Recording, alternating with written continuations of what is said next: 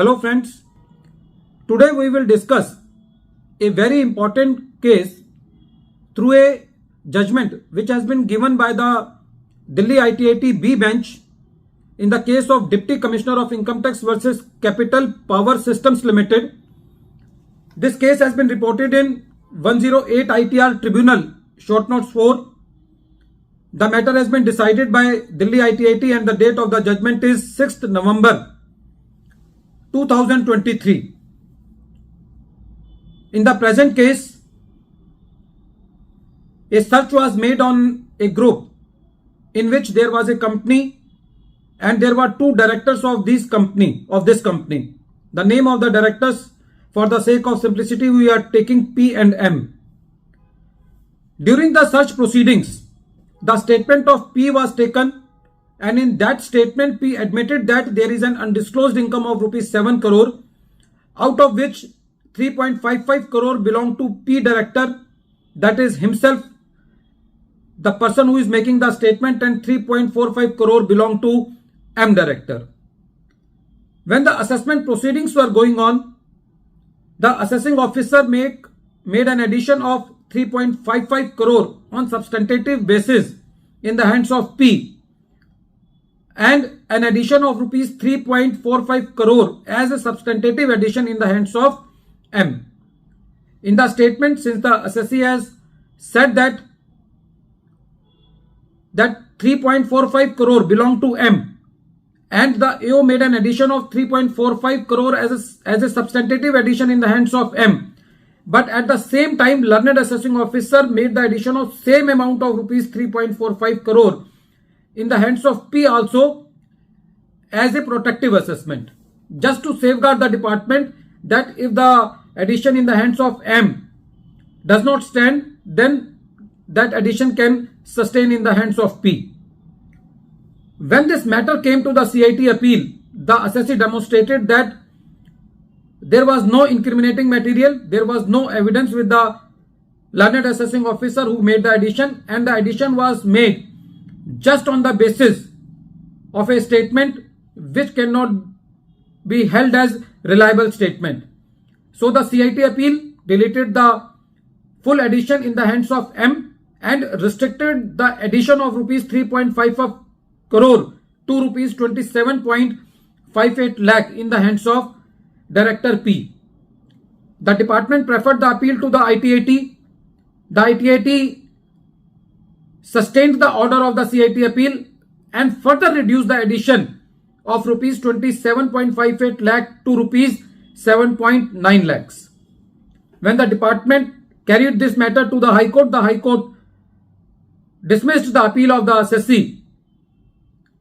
dismissed the appeal of the department for P and M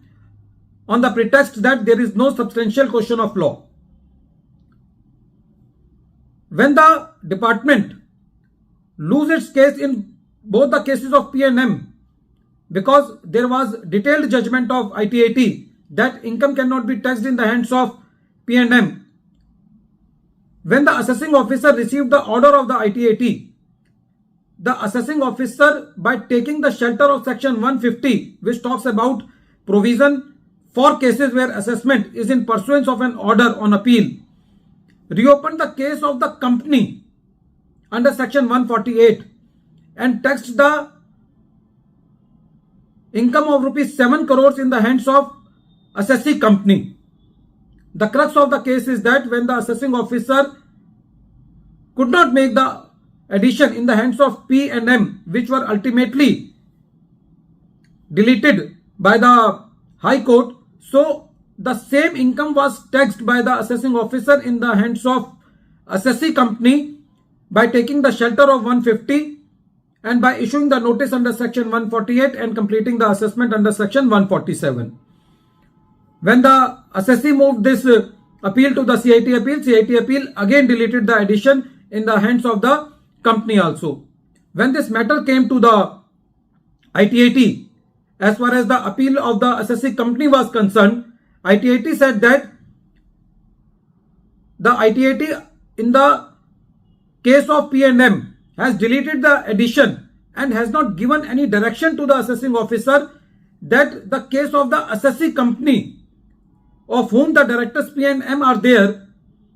that the assessing officer is empowered to issue the notice under section 148, or the ITAT has not given the direction to reopen the case of the assessee company just because the addition was not made in the hands of the directors P and M. So ITAT held that the assessing officer has passed the assessment order under section 148 without having the jurisdiction, because there was no direction of the ITAT to reopen the case of the assessee company. So friends, the whole case throws a light on the crux that without evidence and without incriminating material, just on the basis of the statement of any person, whether it is the director of the company, the additions could not be made. In the present case, the director P has given the statement against him that this much of the income belongs to him, but there was no evidence with the assessing officer, so the addition could not be upheld. At the end of this video, once again I am repeating the name of the case. The name of the case is Deputy Commissioner of Income Tax versus Capital Power Systems Limited, and this case has been reported in 108 ITR short notes 4. The matter has been decided by Delhi ITAT B bench, and the date of the judgment is 6th November 2023. Thank you friends.